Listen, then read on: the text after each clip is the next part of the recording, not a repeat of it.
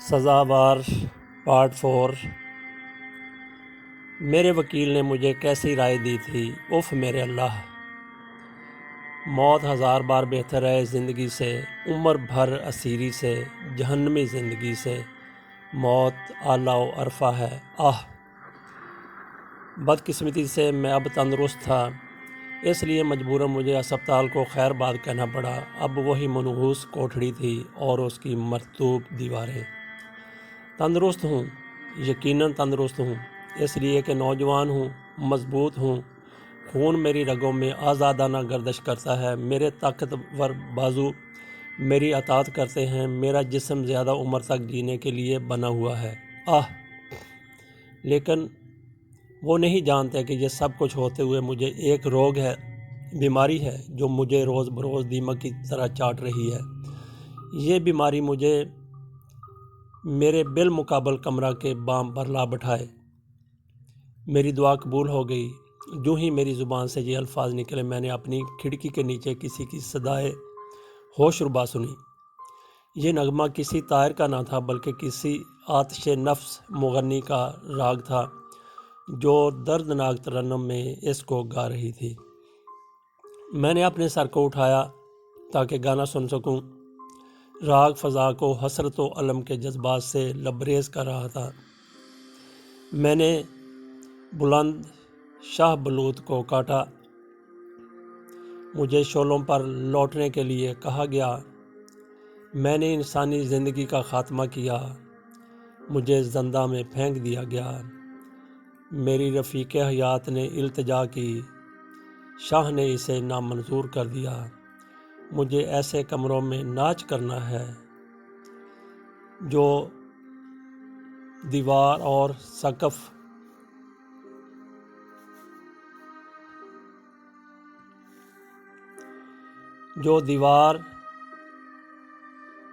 جو در و دیوار، سقف و فرش سے آری ہو۔ مجھے تختہ دار پر لٹکنا ہے۔ میں آج کچھ نہ بن سکا۔ زنداں زنداں، بدترین مسکن، ذلیل ترین جائے پناہ۔ جیل اپنی حد نظر تک تمام اشیاء کو زہر آلود بنا دیتی ہے۔ یہاں ہر خوبصورت چیز اپنی اصلیت اور حقیقت ظاہر کر لیتی ہے، یہاں تک کہ ایک حسین کا آتش نغمہ بھی۔ اگر زندان میں تمہاری نظر کسی پرندے پر پڑے تو وہ بھی وہاں بریدہ ہوگا۔ اگر تم کسی خوشبودار پھول کو سونگھو تو اس میں تمہیں زہر کی خاصیتیں نظر آئیں گی۔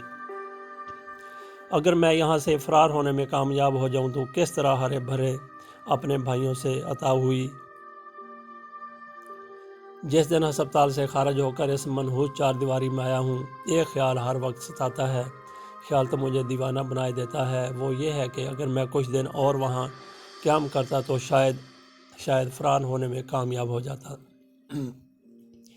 ان حکیموں، تیمارداروں اور نوکروں کی نظروں سے معلوم ہوتا ہے کہ وہ میری جوانی کو رحم کی نگاہوں سے دیکھتے ہیں۔ ان کی سرد آہیں، ان کا از راہ شفقت میرا ہاتھ دبانا کیا اس پر دال نہیں ہے؟ کتنا عجیب ہے کہ وہ لوگ انسان کو بخار کی تکلیف سے تو بچا سکتے ہیں لیکن پھانسی کے حکم سے نہیں بچا سکتے، جبکہ ان کے لیے ایسا کرنا بالکل آسان ہے۔ صرف دروازہ کھولنے سے ایک بدقسمت انسان کی جان بچ سکتی ہے، صرف ایک دروازہ کھولنے سے۔ اب میرے لیے تمام دروازے بند ہیں۔ موت سے بچنے کے لیے کوئی تدبیر سمجھ میں نہیں آتی۔ اگر رحم کی درخواست گزاروں تو وہ مسترد کر دی جائے گی کیونکہ فیصلہ بالکل درست تھا، میرے خلاف پختہ ثبوت موجود تھے، گواہوں کے بیان سچ پر مبنی تھے۔ ایسا کرنا سراسر بیوقوفی ہے، حماقت ہے۔ کاش میں رحم کی درخواست منظور کرانے میں کامیاب ہو جاؤں، مگر کس بنا پر اور کن ذرائع سے؟ یہ سوچتا ہوں تو اب سب کچھ جواب میں مجھے پھانسی کے چبوترے کا نقشہ آنکھوں کے سامنے نظر آتا ہے۔ اب میرے لیے صرف دو چیزیں باقی ہیں: اس منحوس کوٹھڑی میں چند روز قیام، گلا کاٹنے کا چبوترا۔ میں نے دارالشفا کا تمام وقت کھڑکی میں بیٹھ کر گزار دیا۔ موسم تبدیل ہو چکا تھا۔ آفتاب کی جاں بخش شعاعیں میرے لیے کسی حد تک لطف اندوز ثابت ہو رہی تھیں۔ اپنا بھاری سر ہاتھوں میں لیے، کوہنیوں کو گھٹنوں پر ٹیکے، پاؤں کو کرسی کے بازوؤں پر رکھے، حسرت و یاس کی جیتی جاگتی تصویر نظر آ رہا تھا۔ زندہ کا خیال مجھے رہ رہ کر ستا رہا تھا۔ مجھے ایسا محسوس ہوتا تھا گویا میرے اعضاء میں طاقت ہے ہی نہیں۔ کانوں میں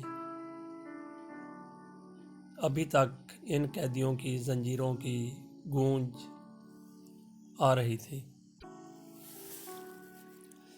اس وقت میری انتہائی خواہش یہ تھی کہ ریاض ہستی کا باغباں کسی خوش الحان طائر کو کھیتوں میں دوڑتا پھروں گا۔ نہیں، مجھے دوڑنا نہیں چاہیے، اس طرح تو لوگ مجھ پر شک کریں گے، جیل سے بھاگا ہوا قیدی سمجھیں گے۔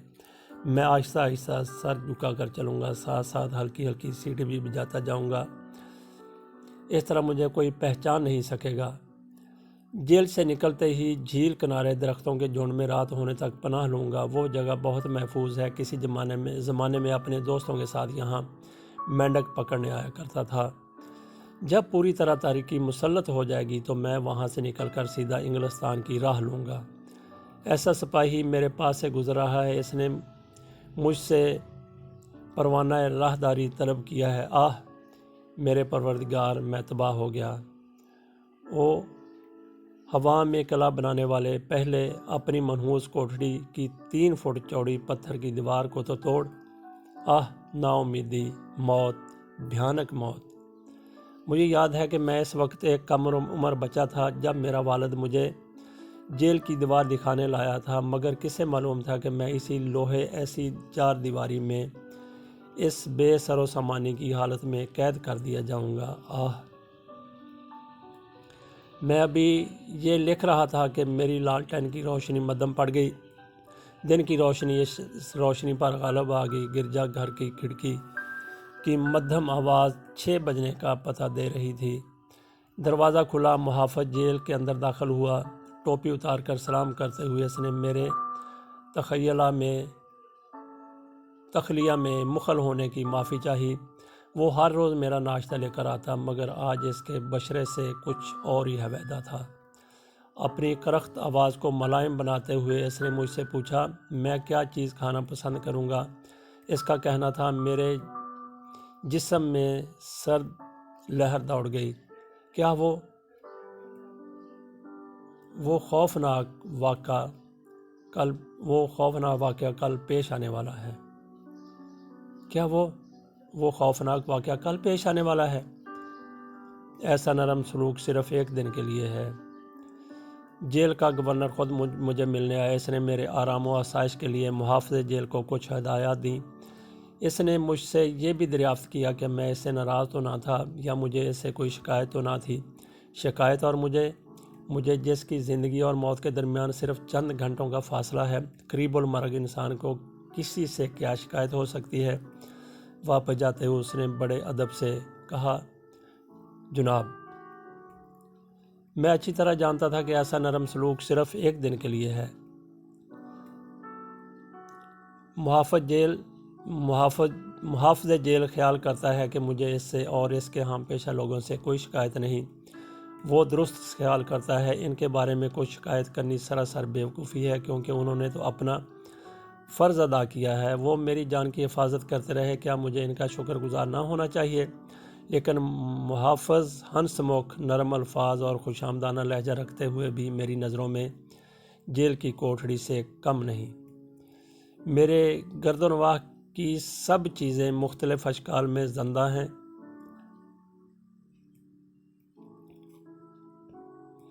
یہ دیوار پتھر کا قید خانہ ہے، یہ دروازہ لکڑی کا جیل قید خانہ انسان اور چونے پتھر کی عمارت کا مرکب ہے۔ میں اس کا شکار ہوں، اس نے مجھے اپنی دیواروں میں قید کر لیا ہے، اس کے کفل مجھے فرار ہونے نہیں دیتے اور یہ محافظ کی تیز بین نگاہوں سے میری حفاظت کرتا ہے۔ آہ میں بدنصیب تو پہلے ہی ہوں، الہی میرا کیا حشر ہوگا، وہ میرے ساتھ کیا سلوک کریں گے۔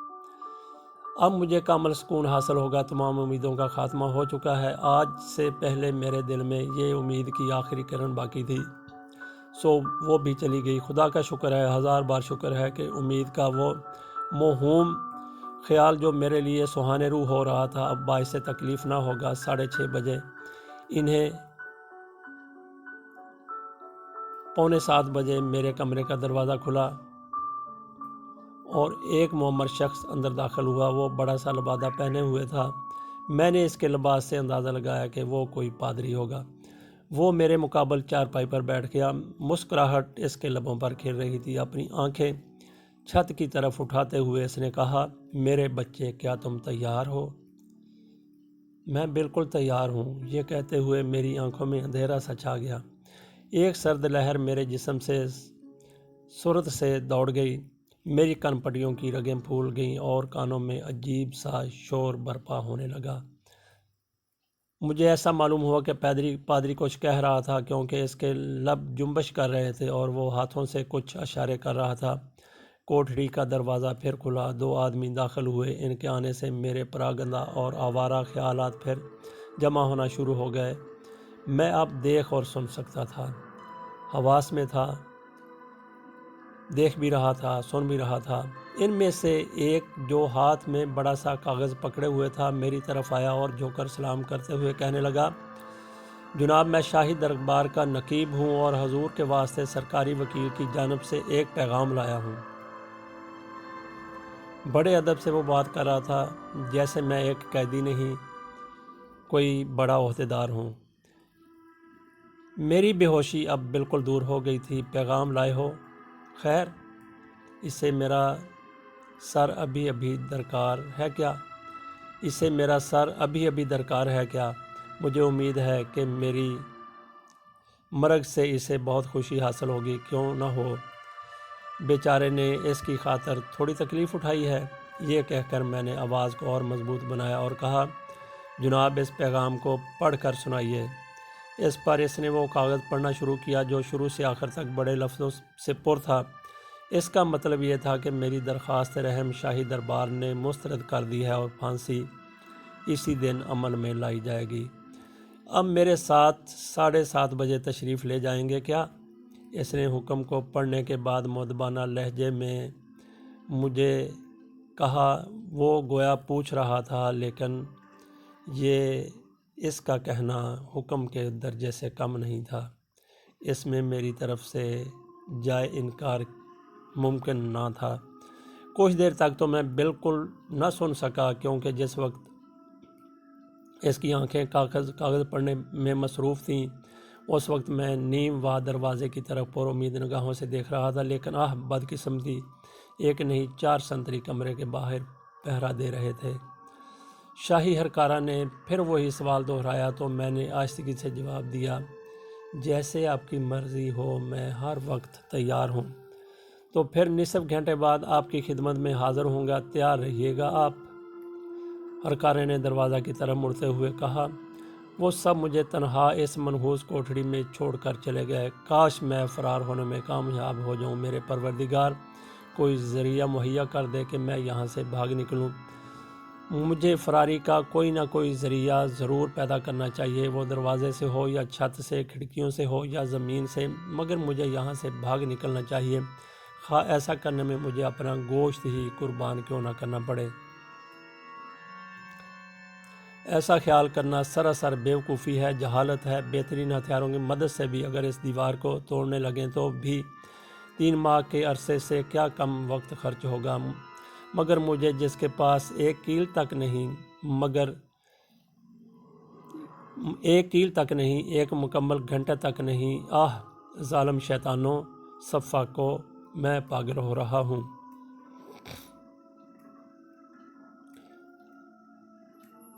اب مجھے اس جگہ منتقل کر دیا گیا ہے کہ اب صرف ایک چیز باقی ہے، یعنی گلا کاٹنے کی مشین۔ دوران انتقال میں جو سفر طے کیا وہ اس قابل ہے کہ صفحہ کرتاس پر لایا جائے۔ پورے 7:30 بجے سرکاری ہرکارہ بلائے درماں کی طرح نازل ہو کر یوں گویا ہوا، جناب، میں حضور کا انتظار کر رہا ہوں۔ میں اٹھا اور دروازے کی جانب بڑھا، مگر مجھے ایسا معلوم ہوا جیسے میری طاقت بالکل سلب ہو چکی ہے۔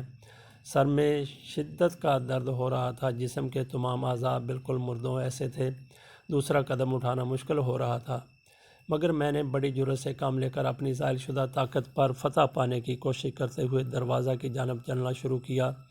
اس منحوس کوٹھڑی کو ہمیشہ کے لیے خیر باد کہنے سے پیشتر میں اس پر آخری نگاہ ڈال رہا تھا جس میں میری زندگی کا قلیل مگر اہم حصہ گزرا تھا، وہ اب بالکل سنسان معلوم ہو رہی تھی، میری زندگی کی طرح ویران معلوم ہو رہی تھی۔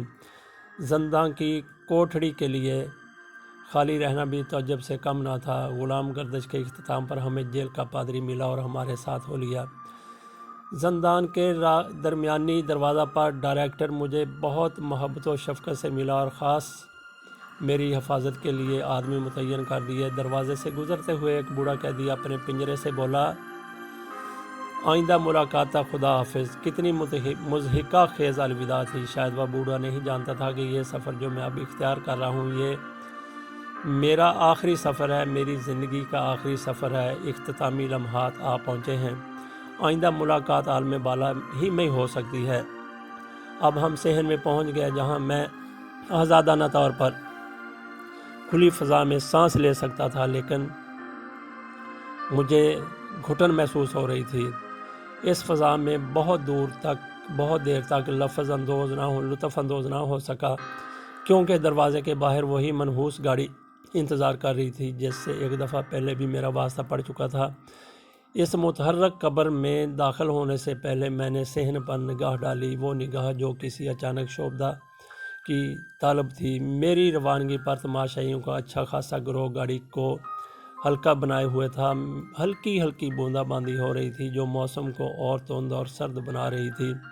ہم سب گاڑی میں بیٹھ گئے، ہر کارا ایک محافظ سامنے والی نشست پر، میں پادری اور دوسرا محافظ اس کے مخالف تختے پر، اس کے علاوہ 4 محافظ گاڑی کے پائیدان پر کھڑے تھے۔ کوچوان کو شمار نہ کرتے ہوئے ایک کے مقابلہ میں 8 تھے۔ گاڑی خوفناک گڑگڑاہٹ سے متحرک ہوئی اور زندان کے بھاری بھرکم دروازے بند ہو گئے۔ میں اس آدمی کی طرح تھا جو بے ہوشی کے عالم میں ہی زندہ درگور کیا جا رہا ہو، جو سن سکتا ہو مگر طاقت گویائی نہ رکھتا ہو۔ گھوڑوں کی گھنٹیوں کی آواز، کوچوان کی چابک کی شڑشڑ اور گاڑی کی گڑگڑاہٹ مجھے اس خوفناک منظر کی طرف تیزی سے لے جا رہی تھی۔ میں خدا جانے کن خیالات میں غرق تھا کہ اچانک گاڑی نے رخ بدلا۔ آہنی سلاخوں والی کھڑکی میں سے باہر کی طرف جھانکا تو نوترے دم کی بلند مینار نظر پڑے جو پیرس کی دھند میں ملبوس مدھم سے نظر آ رہے تھے۔ اس منظر کو دیکھ کر میرے خیالات یک لخت نوترے دم کی طرف پلٹ پڑے۔ جو لوگ اس مینار پر موجود ہوں گے وہ میری گردن اترنے کا منظر بخوبی دیکھ سکیں گے۔ میں نے مجنونانہ ہنسی ہنستے ہوئے اپنے آپ سے کہا۔ اسی وقت پادری بھی مجھ سے کچھ کہہ رہا تھا۔ میں نے اسے اطمینان سے بولنے دیا کیونکہ میرے کان تو پہلے ہی گاڑی کے پہیوں، کوچوان کی چابک اور گھوڑوں کی متواتر آوازوں سے پر تھے، اس لیے پادری کی آواز میرے لیے ان شوروں میں سے ایک شور تھی۔ میں خاموشی سے اس کا رٹا ہوا آواز سنتا رہا جو میرے احساسات قلب کو مردہ کر رہی تھی۔ اس کا آواز اس ندی کے شور کے مشابہ تھا جو کسی ویران جنگل میں بہہ رہی ہو۔ میں نے اس کے الفاظ کو سنا مگر وہی الفاظ، وہی عبارت، صنوبر کے ٹیڑھے اور مڑے ہوئے درختوں کی طرح میرے لیے نئے نہ تھے۔ میں انہیں کئی مرتبہ سن چکا تھا، بجائے اثر کرنے کے وہ میرے خیالات کو اور مجروح، پریشان اور آوارہ کر رہے تھے۔ یکا یک سرکاری ہرکارہ کی درست آواز نے مجھے اس گہرے خیالات سے چونکا دیا۔ وہ پادری سے مخاطب ہونا چاہتا تھا۔ موسیو ایبی، آج کی تازہ خبر، اس نے متجسسانہ لہجے میں کہا۔ پادری جو کہ میرے ساتھ واعظ و نصیحت میں مصروف تھا اس کو نہ سن سکا، لہٰذا ہرکارے نے پھر ایک دفعہ اس سے مخاطب ہو کر یوں کہا، مقدس باپ، کیا آپ کو اس تازہ خبر کا علم ہے جس نے آج پیرس بھر کو اپنی طرف متوجہ کیا ہوا ہے؟ میں سر سے پیر تک کانپ گیا۔ کیا اس خبر کا میرے ساتھ بھی کوئی تعلق تھا؟ مجھے بھی تو آج نہیں تو پادری نے کہا، مجھے صبح کے اخبار دیکھنے کا وقت نہیں ملا، شام کو سارے اخبار ایک بار ہی دیکھ لوں گا۔ یہ خوش امر میں کچھ اور کر رہا ہوں جناب، میں کچھ اور عرض کر رہا ہوں جناب۔ آج کی تازہ خبر، وہ خبر جس نے پیرس بھر کی توجہ اپنی طرف مبذول کراری ہے۔ ہرکارا نے اس انداز سے کہا، میرا خیال ہے مجھے اس کا علم ہے۔ میں نے ہرکارا کی بات کاٹتے ہوئے کہا، تمہیں کیا واقعی؟ ہاں، تو اس معاملے کی بابت تمہاری کیا رائے ہے؟ معاف کیجئے میں کچھ اور سمجھا تھا۔ میں نے اپنی غلطی کا اعتراف کرتے ہوئے کہا، کیونکہ اس خبر کا میرے وجود کے ساتھ کوئی تعلق نہ تھا۔ لیکن تم ابھی کہہ رہے تھے کہ تمہیں کسی خبر کا علم ہے، آخر وہ کیا ہے؟ ہرکارا نے مجھ سے دریافت کیا۔ میں نے اس کا کوئی جواب نہ دیا، بلکہ اپنے کاندھوں کو ہلکی سی جنبش دے کر پھر اپنے خیالات میں غوطہ زن ہو گیا۔ ابھی چند منٹ نہ گزر پائے تھے کہ ہرکارا پھر ایک دفعہ مخاطب ہوا اور کہنے لگا، کیا سوچ رہے ہو تم؟ اپنی قسمت کے فیصلے کے متعلق؟ یہی سوچ رہا تھا کہ آج شام کے بعد میں کچھ سوچ نہ سکوں گا۔ یہ بات چھوڑو، ان خیالات کو موقوف کر دو۔ تم تو بہت غمگین ہو رہے ہو نوجوان آدمی، بہادر بنو اور اس کا مردانہ وار مقابلہ کرو۔ نوجوان بھول رہے ہیں آپ، میری عمر آپ سے کہیں زیادہ ہے۔ 1 منٹ میری عمر میں سال بھر کا اضافہ کر رہا ہے، ایک لمحہ میری عمر بڑھا رہا ہے۔ دیکھو تم مذاق کر رہے ہو، میں تمہارے دادا کی عمر کے برابر ہوں۔ میں حقیقت عرض کر رہا ہوں، مجھے آپ سے مذاق کرنے کی کوئی خواہش نہ تھی۔ جناب خفا مت ہوں، آپ رنجش کو تھوک ڈالیے، اس نے میری سنجیدگی سے متاثر ہو کر کہا، اور وہ رنجش دیر تک قائم نہ رہے گی، خاطر جمع رکھیں، میں نے جواب دیا۔ ہماری گفتگو گاڑی کے اچانک ٹھہر جانے سے بند ہو گئی۔ گاڑی محکمہ چنگی کے دفتر کے سامنے کھڑی ہوئی تھی۔ ایک انسپکٹر آیا، اس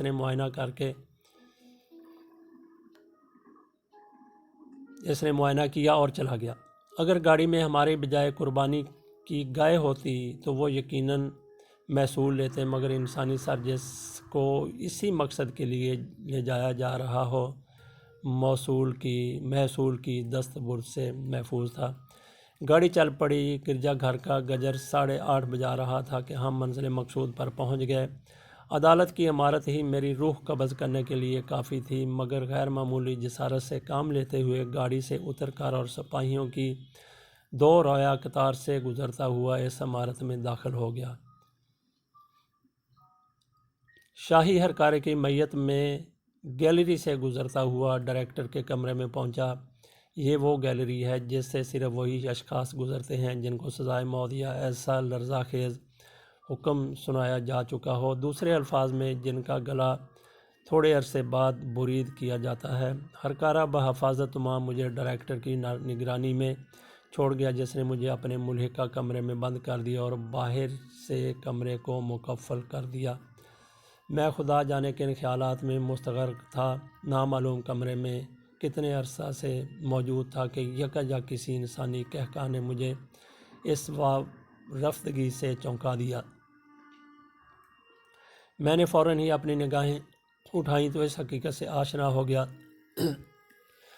کہ میں کمرہ میں اکیلا نہ تھا، بلکہ میرے سامنے 50 برس کا متوسط آدمی کھڑا میری طرف تیز اور چمکتی ہوئی نگاہوں سے گھور رہا تھا۔ اس کا لباس تار تار ہو رہا تھا، جسم بے حد کثیف اور گندا تھا۔ اس کی موجودہ ہیئت قضائی عجب گھناؤنا منظر پیش کر رہی تھی۔ معلوم ہوتا تھا میری بے خودی کے عالم میں یہ بد نصیب شخص اس کمرے میں ٹھونسا گیا تھا۔ کاش موت کا فرشتہ ہی اس جگہ آ گیا ہوتا۔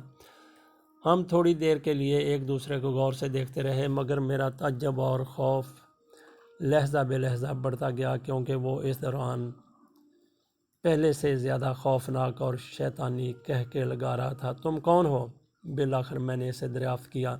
میں وہ شخص ہوں جس کے سر نے آج تک ٹھیک 6 ہفتوں بعد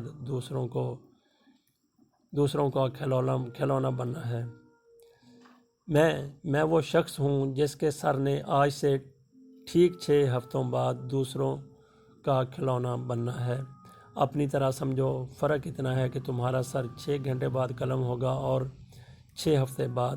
اس بڈھے نے شیطانی قہقہ لگاتے ہوئے کہا۔ میرے بدن کے رونگٹے کھڑے ہو گئے، سرد لہر تمام جسم میں بجلی ایسی شدت سے دوڑ گئی۔ تو یہ میرا وارث تھا، میری چھوڑی ہوئی کوٹھڑی کا وارث۔ کوئی فکر مت کرو، اپنا تعارف کرائے دیتا ہوں۔ یہ کہہ کر اس نے اپنے سوانح حیات سنانا شروع کیے۔ میں ایک مشہور چور کا بیٹا ہوں۔ بدقسمتی سے ایک دن میرے باپ کو جلاد سے واسطہ پڑ گیا، جس نے اس کی گردن کو پھانسی کے پھندے میں دے دیا۔ یہ زمانہ کا ذکر ہے جب خدا کے فضل سے پھانسی کی سزا رائج تھی۔ 6 سال کی عمر میں نے اپنے آپ کو بالکل خانماہ برباد پایا۔ والد تو اسی طرح مر گیا، والدہ بھی اس کے پیچھے چل پڑی۔ متواتر 3 سال تک سڑکوں پر بھیک مانگتا رہا۔ مجھے اس غرض کے لیے ننگے پاؤں 20 میل سفر کرنا پڑتا اور کیچڑ میں گھٹنوں تک گھسنا پڑتا۔ میرے بدن پر صرف چیتھڑے ہی چیتھڑے تھے۔ میری کمزور ٹانگیں پتلون سے بخوبی نظر آ سکتی تھیں۔ سردیوں کے دنوں میں اپنا یخ شدہ جسم لوگوں کو دکھلاتا، لیکن افسوس اس طرح حاصل نہ ہوا۔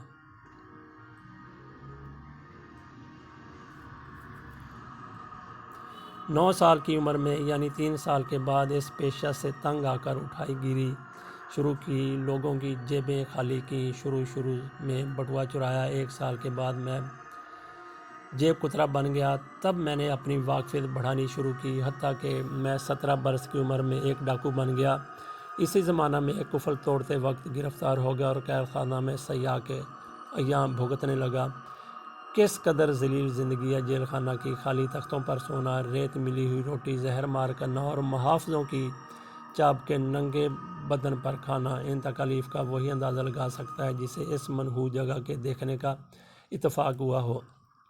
خیر قہر درویش برجانے درویش، میں نے اپنی سزا کے 15 برس اس کا خیال کرتے ہی کلیجہ منہ کو آتا ہے، اس گھناؤنی جگہ بسر کیے۔ قید خانہ کو خیر بات کہنے سے پیشتر انہوں نے میری سہولت کے لیے ایک نقشہ اور پروانہ راہداری دیا۔ اس کے علاوہ مجھے 66 فرانک بھی دیے گئے، جو میری 15 سال محنت اور مزدوری کا معاوضہ تھے۔ 16 گھنٹے فی دن فی مہینہ اور 12 ماہ فی سال عرق ریزی کا معاوضہ۔ اس منحوس جگہ سے نکلتے ہی میں نے ارادہ کر لیا کہ اب نیک زندگی بسر کروں گا، اس کلی رقم پر ہی اکتفا کروں گا۔ اس وقت ان چیتھڑوں میں ملبوس میرے پہلو میں ایسا دل تھا جو آپ کسی پادری کے لمبے اور شاندار چوگے میں نہیں پا سکتے، مگر وائے حسرتا! اس زرد رنگ پاسپورٹ کا ستیہ ناش ہو، اس پر رہا شدہ مجرم! ایسے خوفناک الفاظ جلی قلم سے لکھے ہوئے تھے، جہاں کہیں جاتا یہ منحوس کاغذ میرے نامہ اعمال کی طرح ہر شخص پر میری شخصیت کو واضح کر دیتا۔ اپنی نوعیت کی ایک سفارش تھی، رہا شدہ مجرم۔ یہ الفاظ بھی لوگوں کو مجھ سے متنفر کرنے کے لیے کافی تھے۔ وہی ہوا جس کی مجھے امید تھی۔ میری شکل سے ہی لوگ خوف زدہ ہونے لگے، مجھے دیکھتے ہی بچے ڈر کے مارے بھاگ جاتے، لوگ مجھے دیکھتے ہی اپنے دروازے بند کر لیتے۔ یہ حال تھا تو ملازمت کی توقع رکھنا سراسر بیوقوفی تھی۔ وہ قلیل رقم اب بالکل خرچ ہو چکی تھی۔ ہر ایک کو اپنے مضبوط اعضاء مزدوری کی توقع پر دکھلائے، مگر انہوں نے آنکھیں بند کر لیں۔ میں نے دن بھر کی مزدوری 15 ٹکے 10 پیسے 5 پیسے پر کرنی قبول کی، مگر انہوں نے میری فریاد پر کان نہ دھرا۔ اب مرتا کیا نہ کرتا، آخر پیٹ پوجا تو کرنی تھی۔ 3 روز کی فاقہ کشی سے تنگ آ کر آخر ایک روز نان بھائی کی دکان پر روٹی چرانی چاہی، مگر نان بھائی نے مجھے پکڑ لیا اور پولیس کے حوالے کر دیا۔ کھانا تو درکنار، میں نے روٹی کو چھوا تک بھی نہ تھا، مگر عمر بھر کے لیے اسیر کر دیا گیا اور 3 حرف میرے کاندھوں پر داغ دیے گئے۔ چاہو تو دکھاؤں؟ یہ سامنے والا قیدی میرے ساتھ باتیں کر رہا تھا۔ اس اسیری کی صعوبتیں اٹھانے کی طاقت نہ تھی، اس لیے یہاں سے بھاگ نکلنے کا تہیہ کیا۔ میرے پیش نظر صرف 3 دیواریں اور آہنی زنجیریں تھیں۔ میرے پاس صرف ایک کیل تھا، مگر میں اپنے مقصد میں کامیاب ہو گیا، وہاں سے بھاگ نکلا۔ اب کی دفعہ اس زور پروانہ راہداری کی لعنت تو نہ تھی، اب اس دفعہ اس زرد پروانہ راہداری کی لعنت تو میرے ساتھ نہ تھی، مگر پیسہ نام تک کو نہ تھا۔ راستہ میں مجھے چند دوست مل گئے جو سب میری طرح تھے، یعنی فرار شدہ۔ اس گروہ کے سردار نے مجھے دعوت شمولیت دی، جسے میں نے قبول کر لیا۔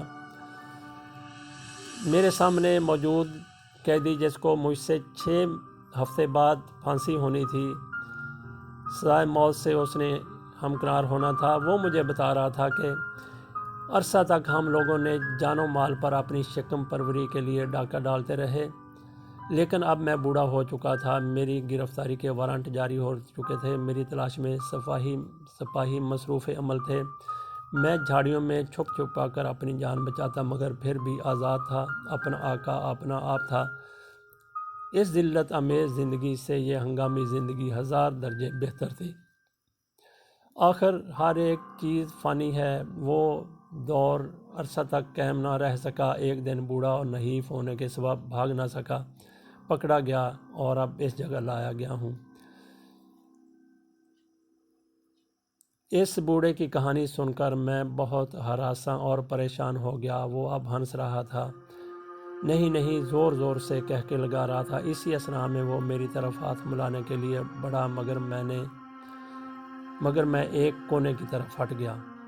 دوست تم مجھ سے خوفزدہ ہو رہے ہو، کوئی ایسا اس چبوترے پر نہ کرنا، کاش میں بھی تمہارے ساتھ ہی چلتا۔ خیر ایک ہی بات ہے، آج نہیں تو کل سے ہی، لیکن تم میرے دوست نہ بنو گے کیا؟ جناب یہ آپ کی عنایت ہے، میں نے ڈرتے ہوئے جواب دیا۔ آخا آپ تو کوئی مارکوئس معلوم ہوتے ہیں، شیطان نے میرے جواب پر قہقہ لگاتے ہوئے کہا۔ میرے دوست مجھے میرے حال پر چھوڑ دو، میں خدا جانے کن خیالات میں غرق ہوں، میں نے اس کی بات کاٹتے ہوئے کہا۔ میری سنجیدہ گفتگو نے اس پر کچھ اثر کیا اور وہ کچھ عرصہ تک اپنے گنجے سر کو کھجلاتا رہا، لیکن تھوڑے عرصہ بعد پھر گویا ہوا۔ جناب آپ امیر آدمی ہیں، آپ کے پاس جو یہ بڑا کوٹ ہے آپ کے کسی مطلب کا نہیں، اگر مجھے عنایت کر دیں تو میں اسے تمباکو خریدنے کے لیے بیچ دوں گا۔ میں نے اپنا کوٹ اتارا اور اسے دے دیا۔ اس پر وہ بچوں کی طرح ناچنے لگا، فرتے ان بساط سے زور زور سے تالیاں بجانے لگا، مگر اچانک میری طرف دیکھ کر بولا، جناب آپ تو کانپ رہے ہیں۔ یہ کہتے ہوئے اس نے اپنی بھدی اونی جیکٹ اتار کر مجھے پہنا دی۔ جو کچھ بھی ہوا سب بے خودی کے عالم میں۔ میں دیوار کا سہارا لے کر کھڑا ہو گیا اور اس کی حرکات و سکنات کا بغور معائنہ کرنے لگا۔ وہ میرے کوٹ کو الٹ پلٹ کر دیکھتا رہا اور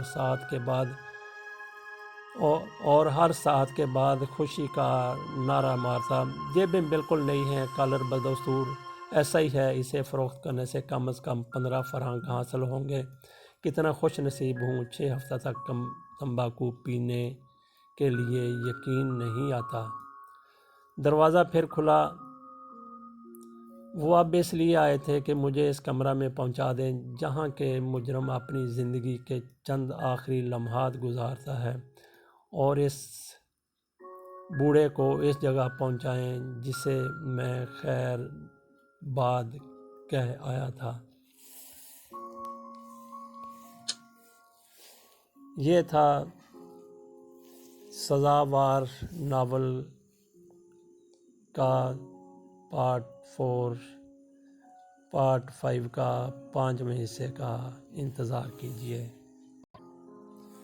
اگر یہ کہانی آپ کو پسند آئی ہے تو لائک کر دیجئے، اگر پسند نہیں آئی تو ڈس لائک دبانا نہ بھولیے، اور آخر میں اس ڈس لائکنگ کی یا ان لائکنگ کی وجہ بھی کمنٹس میں ضرور لکھ دیجئے گا۔